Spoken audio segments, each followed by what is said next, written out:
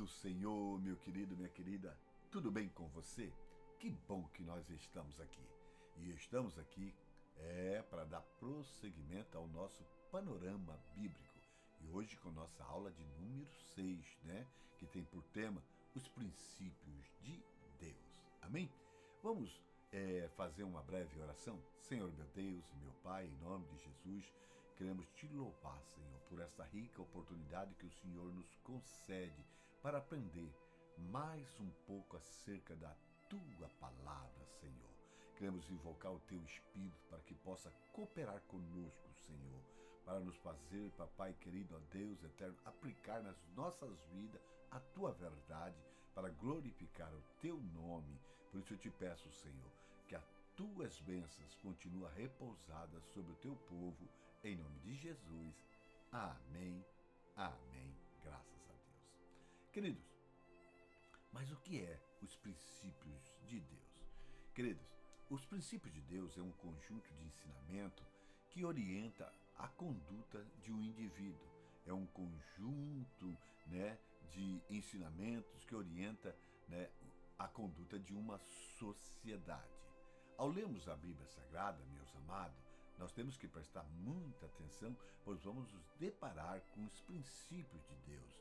E precisamos entender os princípios divinos, porque eles representam os valores, representam a vontade de Deus para a humanidade. E quando nós conhecemos esses valores, conhecemos a vontade de Deus para as nossas vidas, com certeza viveremos segundo os princípios de Deus. E quando nós conhecemos os princípios de Deus, com certeza nós entendemos melhor a Bíblia. Eu sei que você sabe que quando nós conhecemos os princípios físicos, fica bem mais fácil nós entendermos as coisas naturais que nos cercam. Da mesma forma, meu amado, quando nós conhecemos os princípios espirituais, fica bem mais fácil nós entendermos o que se passa à nossa volta. Por isso, nós devemos nos esforçar para entender e praticar os princípios espirituais. Queridos, veja bem, andar no temor do Senhor é andar nos princípios de Deus. Mas como é, andar nos princípios de Deus, no temor do Senhor? Veja bem, Provérbios capítulo 8, no versículo 3, o sábio Salomão vai nos falar que o temor do Senhor é odiar o mal, a soberba, a arrogância, o mau caminho, a boca perversa. Eu odeio. Então, querido, o temor do Senhor é eu alinhar, com o Senhor. É eu ter a mesma aversão àquilo que Deus odeia, ter a mesma aversão àquilo que Deus abomina. E o sábio Salomão vai deixar isso bem patente aqui no livro de Provérbios, no versículo 16 ao versículo 19, quando ele diz assim: estas 6 coisas o Senhor odeia, e a 7ª Deus abomina: olhos altivos, língua mentirosa, mão que derrama sangues inocente, o coração que maquina pensamentos perversos, pés que se apressam em correr para o mal, a testemunha falsa que profere mentira, e aqui semeia contenda entre os irmãos. Tá?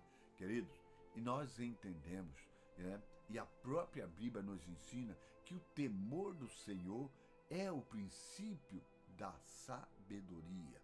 No Salmo 111, no versículo 10, o salmista vai dizer: o temor do Senhor é o princípio da sabedoria.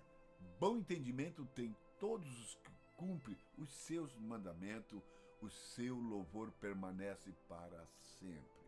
O seu filho, o filho de Davi, o sábio Salomão, vai dizer em Provérbios capítulo 9, no versículo 10, que o temor do Senhor é o princípio da sabedoria, e o conhecimento dos santos, a prudência. Então, querido, para nós vivermos os princípios de Deus, nós precisamos conhecer os princípios e decidir viver ou não viver esses princípios. Nós temos que entender que Deus criou o ser humano como seres livres. Deus não criou robô, Deus não criou bonecos programados. Não teria sentido nenhum Deus criar homens e depois obrigar esses homens a adorar Ele. Até que Deus poderia fazer, porque Ele é Deus, nele está todo o poder. Mas não foi assim que Deus fez, não foi assim que Deus planejou. Deus criou o homem, né, como ser livre. Não só o anjo, não só os homens, mas como os anjos também. Todas as criaturas de Deus, como os anjos, os homens, têm que passar por um teste. E esse teste vai revelar a decisão desse homem de querer ou não querer viver com Deus. O homem vai tomar esta decisão no uso do seu livre-arbítrio, né? Que é a sua livre vontade de escolha. É onde esse homem é soberano, ele decidiu estar decidido. Todos os seres criados por Deus, anjos e homem, são livres para usar o seu livre-arbítrio e vão usar para fazer a sua decisão, para fazer a sua escolha de continuar no relacionamento com Deus, né, com o seu Criador, ou não ter relacionamento com o Criador. Sabemos que para os anjos, tá, já está determinado, tá? 1/3 dos anjos já tomaram a sua decisão e de falar sim para Satanás. E 2/3 dos anjos também tomaram a sua decisão e falaram sim para Deus. Queridos, para os anjos já está decidido. Não há mais volta para eles. Mas veja, o que acontece com os homens? Queridos, nós temos que entender que o pecado faz separação entre Deus e o homem. E Deus não pode estar onde existe pecado. Nós temos ensinado que o pecado não é a extinção do ser humano, mas é a separação de Deus. Este princípio, como os demais princípios divinos, eles vão de capa a capa da Bíblia Sagrada. Quando nós olhamos para a Bíblia, no capítulo 59 de Isaías, versículo 1 e 2, nós vamos ver esse princípio divino. Eis que a mão do Senhor não está encolhida, para que não possa salvar, nem agravados os seus ouvidos, para não poder ouvir. Mas as vossas iniquidades fazem separação entre vós e o vosso Deus, e os vossos pecados encobrem o seu rosto de vós, para que não vos ouça. Então está dizendo aqui que o pecado gera uma separação de Deus. Veja o que diz Paulo a respeito disso também. Porque o salário do pecado é a morte, mas o dom gratuito de Deus é a vida eterna por Cristo Jesus, nosso Senhor. Romanos 6:23. E nós sabemos que Deus é o Deus dos vivos e não dos mortos, né? E o pecado gera morte, ou seja, essa separação é de Deus. Querido, nós temos que entender que em Deus não nasceu o mal. O mal nasceu no interior do coração de um querubim ungido, né? O Lúcifer. Do seu interior brotou toda a soberba. Em seu coração foi concebido um plano, como nós podemos ver em Ezequiel capítulo 28, do versículo 16 ao 17.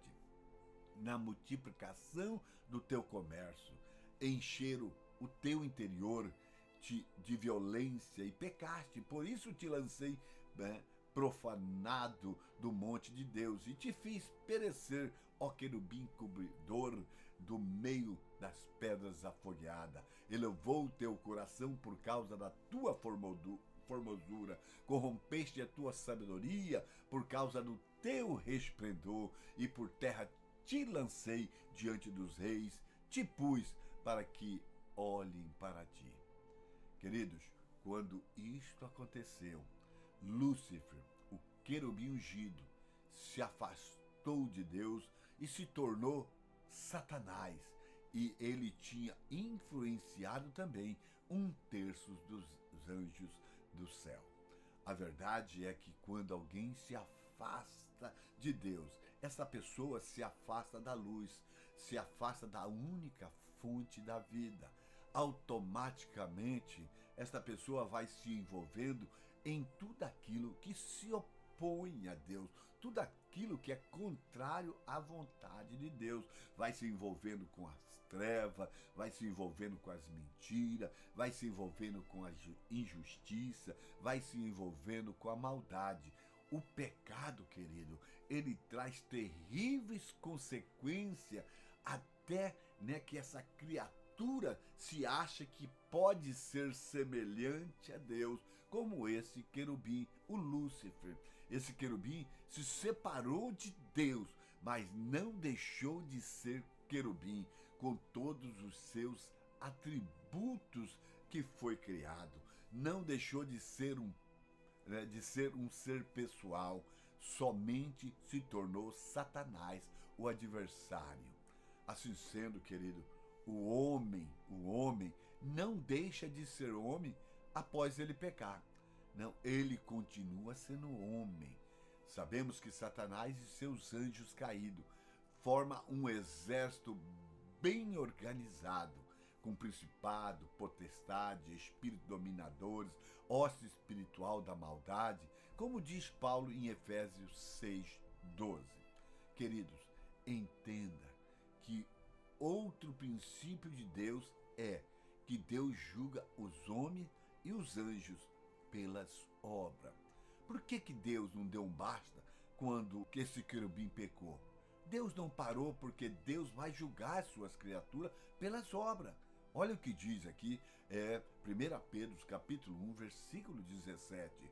E se invocais por Pai aquele que, sem acepção de pessoa, julga segundo a obra de cada um, andai no temor durante o tempo da vossa peregrinação. Queridos, mas o que é a obra? A obra é aquilo que nós fazemos por meio do corpo. Obra é algo concreto. Obra é algo notório, visível. Veja bem, nós até podemos ter uma ideia dentro de nós, mas se nós não executarmos essa ideia, ninguém vai ver, o que está dentro do nosso coração, dentro do nosso intelecto, da nossa alma. Obras, queridos, não salva ninguém. A salvação vem pela fé em Jesus Cristo como único e suficiente Salvador das nossas vidas. Mas as nossas obras, elas irão demonstrar o que cremos.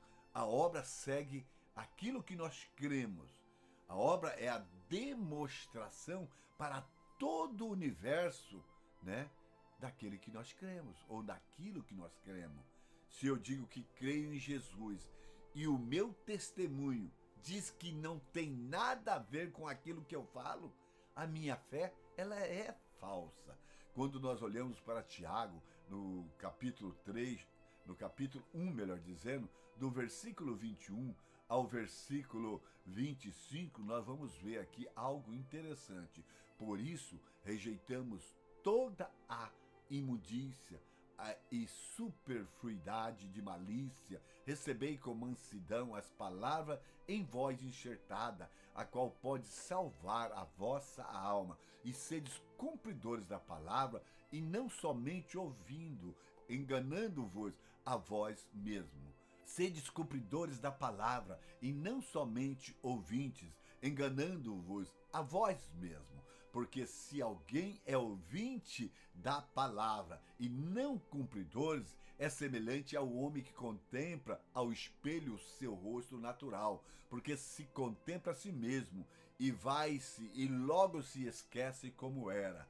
Aquele, porém, que atenta bem para a lei da perfeita liberdade e nisto persevera, não sendo ouvinte esquecidiço, mas fazedor da obra, este tal será bem-aventurado no seu feito.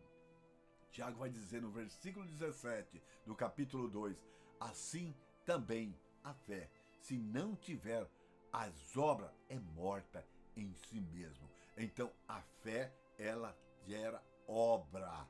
E a obra nos mostra em quem nós cremos. Olha o que diz, querido, aleluia, né? Que a Bíblia diz, né, que Deus somente julga obra, né? Esse é um princípio de Deus, tá? Olha bem, no julgamento do trono branco vai haver os julgamentos para os não salvos, né? No juízo final. Olha o que diz Apocalipse, capítulo 20, versículo 12.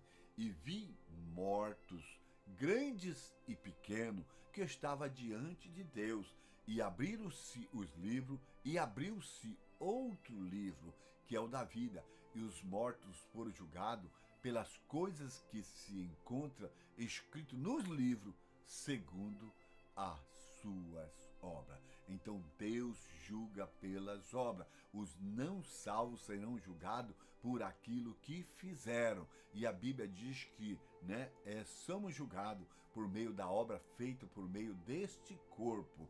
E também, querido, olha, quando nós olhamos para a Bíblia, nós vamos ver, né, que Deus também vai julgar os salvos, né, por meio do bema de Cristo, o tribunal de Cristo, onde vai ser o lugar onde vai se receber os galardão, a recompensa pelas obras. E está aí em 1 Coríntios capítulo 3, do versículo 11 ao versículo 15, porque ninguém pode pôr outro fundamento além do que já está posto, o qual é Jesus Cristo. E se alguém sobre este fundamento formar um edifício de ouro, prata, pedra preciosa, madeira, feno, palha, a obra de cada um se manifestará. Na verdade, o dia declarará, porque pelo fogo será descoberta. O fogo provará qual seja a obra de cada um. E se a obra que alguém edificou nessa parte permanecer, este receberá galardão. Ou seja, vai ter a sua recompensa. Vemos aqui que o juízo de trono branco, né, bem como o tribunal de Cristo, é um julgamento de Deus pela aquilo que o homem fez por meio do corpo, né? Mas a vontade de Deus, olha, é aquilo que está escrito em São João, capítulo 3, 16. Porque Deus amou o mundo de tal maneira que deu o seu Filho unigênito para todo aquele que nele crê, não pereça, mas tenha a sua vida eterna. Olha aqui, quando ele nasce não faz. Olha o que diz o 17. Porque Deus enviou o seu Filho ao mundo, não para que condenasse o mundo, mas para que o mundo fosse salvo por ele.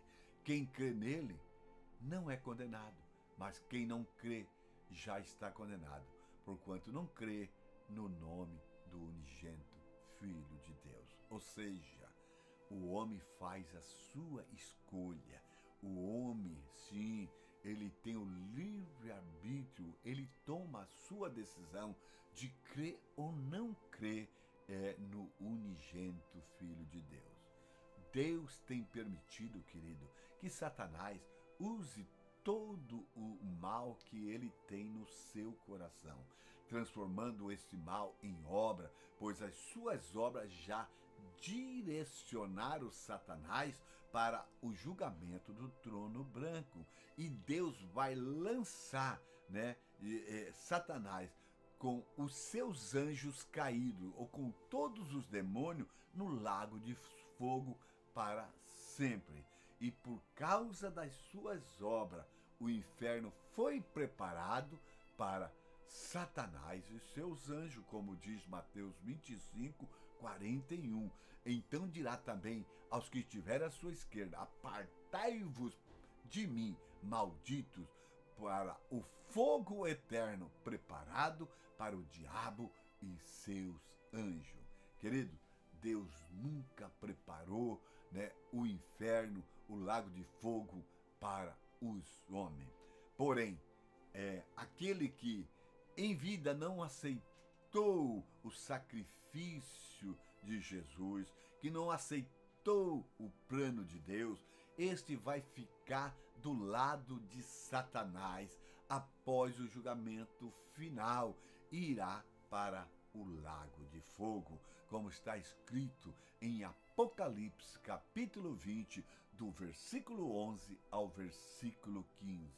E vi um grande trono branco, e o que estava sentado sobre ele, de cuja presença fugiu a terra e o céu, e não se achou lugar para eles. E vi os mortos, grandes e pequenos, que estavam diante de Deus, e abriram-se os livros, e abriu outros livros, que é o livro da vida, e os mortos foram julgados pelas coisas que estavam escritas nos livros, segundo a sua obra, e deu o mar os mortos que nele havia, e a morte e o inferno deram os mortos que nele havia, e foram julgados, cada um segundo a sua obra. E a morte e o inferno foram lançados no lago de fogo. Esta é a segunda morte. E aquele que não foi achado, escrito no livro da vida, foi lançado no lago de fogo. Queridos, Satanás e os seus anjos sabem que eles já estão perdidos, sabem para onde eles vão, tá? Então, queridos, para que os anjos não houve plano de salvação, pois eles conheciam a Deus e viviam na presença de Deus. Esses anjos caídos, para eles, não tem como mudar, o final deles. Mas nós temos que entender que Deus é amor, mas também Ele é justiça. Caso contrário, Deus, Ele não poderia julgar ninguém. Deus odeia o pecado, mas Deus ama o pecador e quer que esse pecador se arrependa e seja salvo. Mas Satanás e os anjos caídos não têm como se arrepender. Mas nós, querido, olha, nós temos como arrepender dos nossos pecados. Lembrando de uma coisa, que a misericórdia de Deus para o homem é uma oportunidade, porque ela é a causa de nós não sermos consumidos. Ou seja, a misericórdia do Senhor é eu não receber aquilo que eu deveria receber quando eu me arrependo. Querido, Satanás e seus anjos, todos que falamos, tudo aquilo que nós falamos até aqui, tem que ser bem entendido.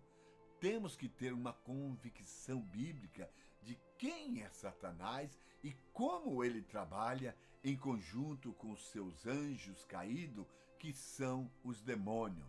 Temos que entender que Satanás é um ser criado e que ele não cria nada, mas ele é imitador de Deus, que ele se opõe a tudo aquilo que Deus é. Ele se opõe à vontade de Deus para o ser humano. Satanás odeia o homem porque ele sabe, que o homem foi criado à imagem e semelhança de Deus.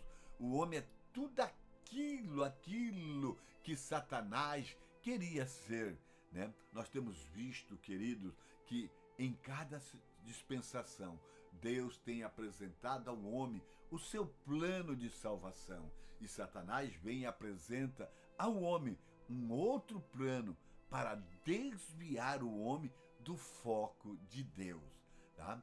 Satanás é mencionado na Bíblia por cerca de 170 vezes, por vários nomes, como Satanás, Diabo, Belzebu, Belial, o adversário, o maligno, o ladrão, a antiga serpente, o imitador. Ele também é chamado de príncipe da potestade do ar. É o cabeça do exército maligno que atua na região celestial, como diz Efésios capítulo 6, versículo 12. Satanás é chamado pelo apóstolo Paulo, ali em 2 Coríntios 4:4, como o Deus desse século. Satanás é adorado de várias maneiras e através de várias coisas. E nós vemos ali em 1 João capítulo 1, versículo 9, né, ou 19, né, o apóstolo João dizendo que no mundo jaz o maligno. Satanás tem um exército bem organizado, bem informado pelos seus anjos caídos. Satanás não pode estar em dois lugares ao mesmo tempo. Por isso ele tem toda uma rede de informação muito precisa, muito rápida. Queridos, nós sabemos que Satanás vai implantar um governo mundial sobre a Terra. Hoje nós já vemos, né, a união de vários países em bloco. Hoje tudo já é global, hoje tudo é mundial. Aos poucos, tudo está sendo conduzido a um padrão comum. E esse padrão é: sereis semelhante ao Altíssimo. Essa é a meta de Satanás e ele persegue 24 horas por dia. Satanás, ele quer o domínio, ele quer o governo. Quando o anticristo estiver reinando, Satanás estará como o rei de Tiro, que já estudamos em Ezequiel 28, na profecia de dupla referência. O homem estará totalmente, né, como que energizado, encantado, seduzido por Satanás, como diz o apóstolo Paulo no livro de 2 Tessalonicenses, capítulo 2, né, no versículo 3 até o versículo de número 15, ou 12, melhor dizendo, que diz assim: olha, ninguém de maneira alguma se engane, porque não será assim, sem que venha antes a apostasia e se manifeste o homem do pecado, o filho da perdição, o qual se opõe e se levanta contra tudo que se chama Deus ou se adora, de sorte que se assentará como Deus no templo de Deus, querendo parecer Deus. Não vos lembrais das coisas que vos dizia quando ainda estava convosco? E agora vós sabeis o que o detém, para que o seu próprio tempo seja manifestado. Porém, já o mistério da injustiça opera. Somente há um que agora o retém, até que do meio seja tirado. Então será revelado o iníquo, a quem o Senhor desfará pelo assopro da sua boca e aniquilará pelo esplendor da sua vinda. E essa cuja vinda é segundo a eficácia de Satanás, com todo o poder e sinais e prodígio de mentira, e com todo o engano da injustiça para os que perecem, porque não receberam o amor da verdade para se salvarem. E por isso Deus lhe enviará a operação do erro, para que creia a mentira, para que sejam julgados todos os que não creram a verdade, estes tiveram prazer na iniquidade. Querido, o apóstolo Paulo informa que aquele que impede, que retém, né, o domínio é o Espírito Santo, que impede o domínio do anticristo, né? Porque não chegou o tempo dele ainda. E ele faz isso por meio da igreja do nosso Senhor, através da noiva do Cordeiro, que ainda se encontra nesse plano terreno. Porém, quando Jesus voltar para arrebatar a sua noiva, o campo vai ficar livre, né? O anticristo vai aparecer e vai dominar o mundo todo. A igreja tem autoridade dada por Jesus Cristo para viver em vitória contra Satanás, né? Contra as suas hostes espirituais, as suas hostes celestiais. Nós temos que conhecer essa autoridade de Jesus, né? Que deu para a sua igreja, que Deus deu para a sua igreja, e usar essa autoridade. Olha, nós sabemos da autoridade dada aos apóstolos, Lucas capítulo 9, o versículo 1 e 2, convocando os seus 12 discípulos, deu-lhe virtude para poder, né? Deu-lhe, queridos, a autoridade dada, né, aos apóstolos, queridos, queridos, a autoridade dada aos discípulos. Lucas capítulo 9, versículo 1 e 2. E convocando os seus 12 discípulos, deu-lhe virtude e poder, né, sobre todos os demônios para curarem as enfermidades. E enviou a pregar o reino de Deus e curar os enfermos. Deus deu autoridade aos demais discípulos. Lucas capítulo 10, versículo 1 e 2. Desculpe, querido. Deus deu autoridade aos demais discípulos. Lucas, do capítulo 10, do versículo 1 ao versículo 3, melhor dizendo. E depois disso, designou o Senhor ainda outros 70 e mandou-os adiante da sua face, de 2 em 2, a todas as cidades e lugares aonde eles haviam de ir.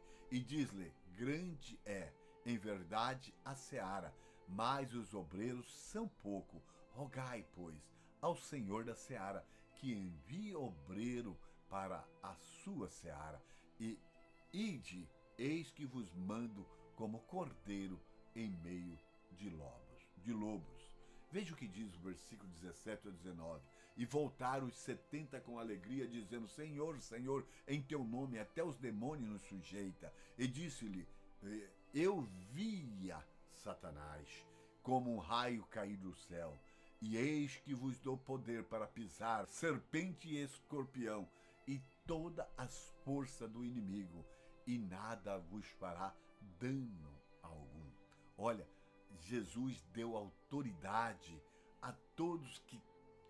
Veja o que ele disse para a tua igreja, né? Aqui no capítulo 16 de Marcos, a partir do versículo 15. E disse-lhe: ide por todo o mundo, pregai o evangelho a toda a criatura. Quem crê e for batizado será salvo, mas quem não crê será condenado. E estes sinais seguirão aos que crerem. Em meu nome expulsarão demônios, falarão novas línguas, pegarão nas serpentes, e se beber alguma coisa mortífera, não lhe fará dano algum, e porão as mãos sobre os enfermos, e os curarão.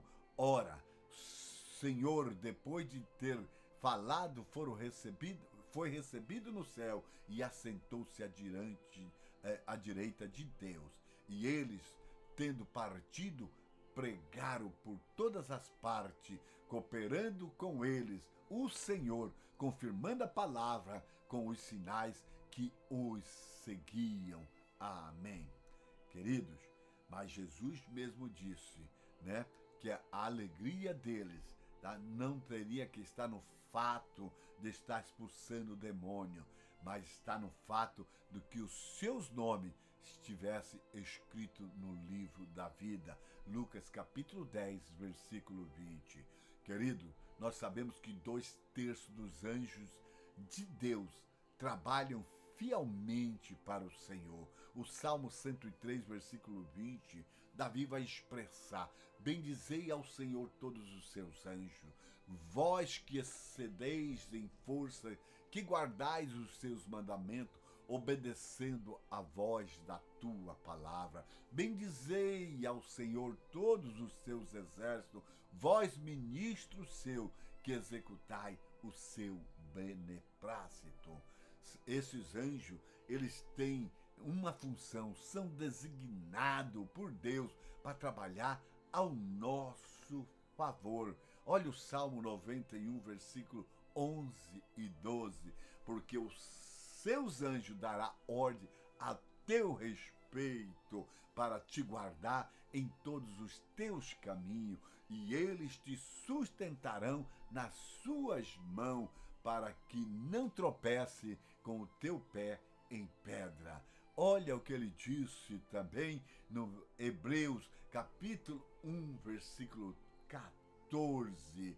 Tá? a respeito dos anjos, não são porventura todos eles espíritos ministradores enviados para servir a favor daqueles que hão de herdar a salvação? Veja bem, querido, que lindo que ele diz também que o anjo do Senhor acampa em torno daqueles que o teme para o livrar. Em nome de Jesus, amém, amém. Um beijo no teu coração, que estas verdades possam ecoar no teu coração, provocando uma mudança. Em nome de Jesus, amém, amém. Um beijo.